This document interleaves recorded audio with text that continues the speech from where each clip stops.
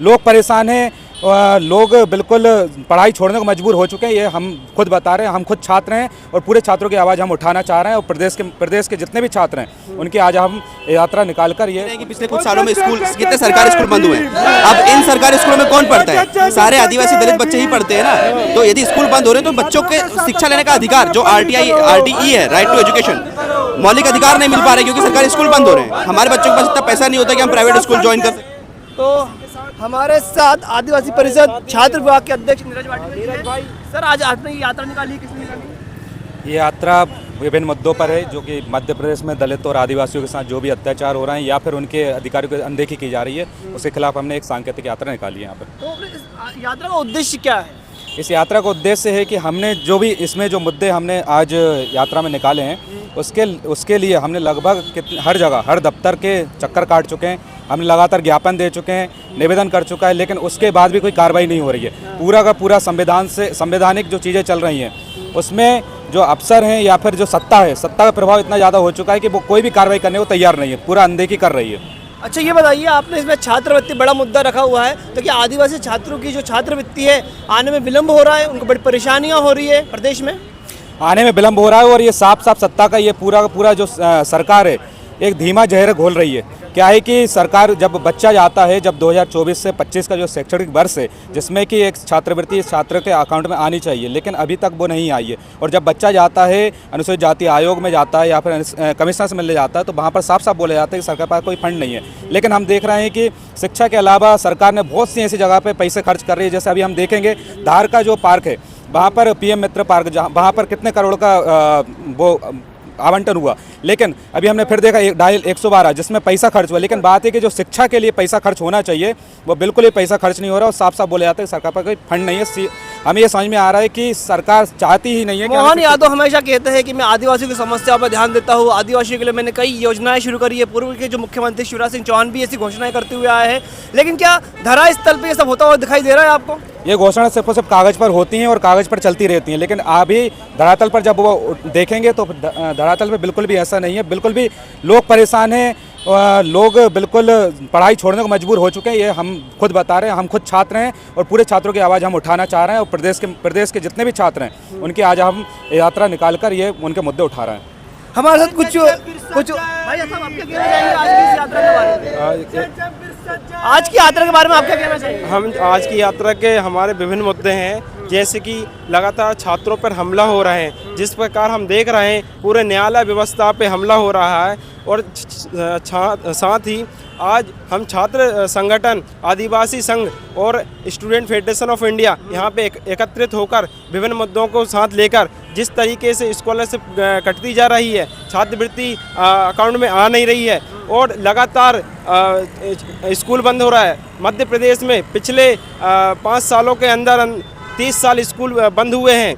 जिस तरीके से हम चाहते हैं कि ये स्कूल पुनः चालू हो और छात्र आदिवासियों पे जिस तरह के हमला हो रहा है वो बंद हो और स्कॉलरशिप उनकी अकाउंट में स्थानांतरित की जाए, ताकि हम सभी छात्र जिन समस्याओं आर्थिक तंगी से जूझ रहे हैं ये तंगी मतलब समाप्त हो। और इसी के साथ मेरा कहना है कि दलित आदिवासी जो जंगल जमीन की लड़ाई है हमारी, उसी के मुद्दे हमने आज रखे हैं यहाँ पे। जिस तरीके से छात्रों दलित आदिवासियों को जंगल ज़मीन से बेदखल किया जा रहा है, आज वो सड़क पे जाने को मजबूर हैं।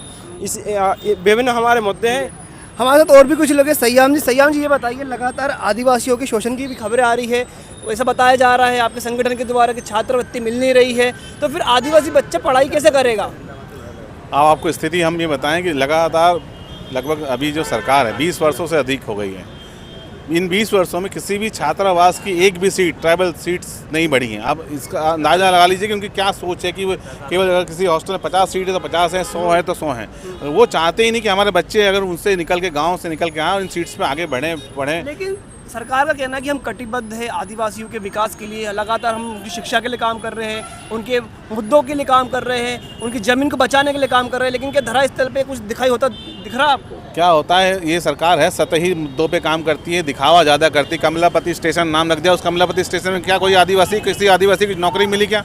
आप बताइए। आप वहाँ पे केवल काम कर रहा है तो 300 रुपये प्राइवेट स्टेशन है ना, बंसल का है ना, प्राइवेट है वो। नहीं, वो बात वही हो रही है ना, बेचा जा रहा है, नाम आदिवासी किया जा रहा है। जंगल भी आज वो अगर निविदा में देने के कोशिश में है, और मुझे पूरी उम्मीद है आने समय में सारे जल जंगल जंगल सब बेच दिए जाएंगे। अच्छा, हमारे तो आपको क्या लग रहा है कि जो मोदी जी है और मोहन यादव जी अपने दोस्तों का फायदा करा रहे हैं, अडानी अंबानी जैसे लोगों का फायदा करा रहे हैं? इसका बहुत बड़ा एग्जाम्पल आप लद्दाख से देखिए, इतना बड़े एक एक्टिविस्ट को सोनम वांगचुक को उन्होंने गिरफ्तार कर रखा है। वजह क्या है, उन्होंने भी वो ट्राइबल्स कम्युनिटी से आते हैं, उनके मुद्दे हमारे समाज को लेके ही थे। उन पर तो एनएसए लगा दिया गया है ना। वही बता रहा हूँ, जो भी आगे आवाज़ उठाएगा उस पर एनएसए जैसी कार्रवाई की जाएगी। अच्छा, तो हमारे साथ और भी कुछ युवा है, उनसे बात करेंगे। तो आज की इस रैली को लेकर आपका क्या कहना है?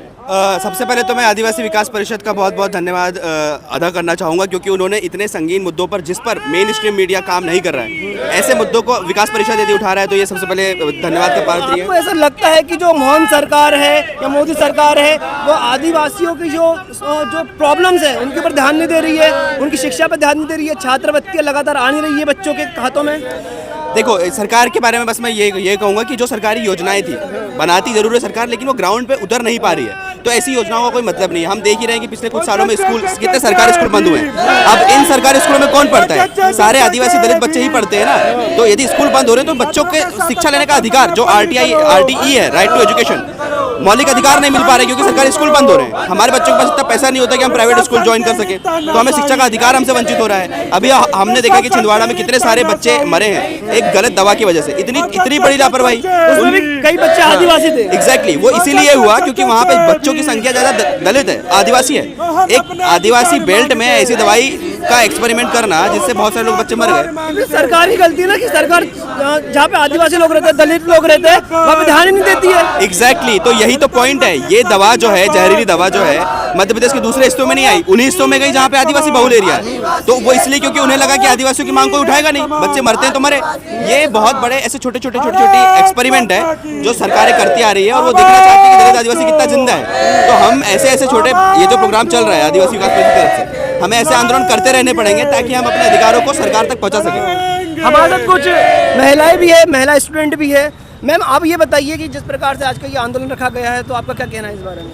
मेरा ये कहना है कि जिस तरह से हमारे आदिवासी बच्चे जो हैं, जिनके अकाउंट में स्कॉलरशिप नहीं आ रही है, उसके लिए वो इतना संघर्ष कर रहे हैं। बहुत सारे बच्चे ऐसे हैं जो ऐसे बैकग्राउंड से आते हैं जो कि एक वक्त का खाना भी उनको अच्छे से नहीं मिल पा रहा, और उनको स्कॉलरशिप के भरोसे पे पढ़ रहे हैं। और हम लोगों को प्रोत्साहन करना चाहिए कि वो बच्चे आएँ और उनको स्कॉलरशिप दी जाए गवर्नमेंट की तरफ से। ऐसा नहीं है कि बस आश्वासन दे दिया जाए। आप भी ट्राइब वर्ग से आते हो और एक महिला हो, तो आपको लगता है कि एक ट्राइब वर्ग से आना और किसी अच्छे इंस्टीट्यूट में पढ़ना, तो महिलाओं, जो ट्राइब महिला होते हैं उनके लिए और भी ज़्यादा ये बहुत चैलेंजिंग है। एक तो ट्राइबल जो महिलाएं होती हैं उनको घर से निकलने में ही काफ़ी दिक्कतें होती है, क्योंकि संसाधन नहीं होते, रिसोर्स वगैरह नहीं उन्हें मिल पाती हैं, और वो गवर्नमेंट में कहीं ना कहीं उनकी स्कॉलरशिप पे वो डिपेंडेंट होती है। और स्कॉलरशिप नहीं आएगी तो फिर तो और भी मुश्किल हो जाएगा ना उनके लिए। परिस्थिति भी ये तो है कि उनकी परिस्थिति इतनी अच्छी नहीं होती है, और फिर उनको स्कॉलरशिप भी नहीं आएगी तो वो कैसे बाहर निकलेंगे। इसलिए आज हम सब यहाँ एकत्रित हुए हैं। हम शिक्षित वर्ग से हैं, तो हम चाहते हैं कि हम लोग अपने लोगों को जागरूक करें और उन्हें पढ़ने के साथ साथ उनके जो भी हक है, जो भी अधिकार है, वो उन्हें मिलने चाहिए। सरकार से क्या कहना चाहेंगे कि वो जो ट्राइब वर्ग है, जो यहाँ पर बहुल है, मतलब ट्राइब की जो संख्या है बहुत है, और बच्चे पढ़ने वाले भी बहुत है, लेकिन शिक्षा स्तर देखा जाए या शिक्षा दर देखा जाए तो उनकी लगातार कम होते जा रही है। बच्चे बड़े इंस्टीट्यूशन में जा ही नहीं पा रहे, तो इसका क्या कारण हो सकता है? कि सरकार दोषी है इसकी? सबसे ज़्यादा तो मध्य प्रदेश में है, जो कि आदिवासियों की 21% मध्य प्रदेश में आबादी पाई जाती है। उसके बाद भी यहाँ पर शिक्षा का दर इतना ख़राब है, गवर्नमेंट स्कूल बंद कर दिए जा रहे हैं। और गवर्नमेंट स्कूल में किसके बच्चे पढ़ते हैं? हमारे ही बच्चे पढ़ते हैं, हमारे आदिवासी दलित के बच्चे। और अगर उनको ये सुविधाएं ही नहीं मिलेंगी तो वो कहाँ जाएंगे?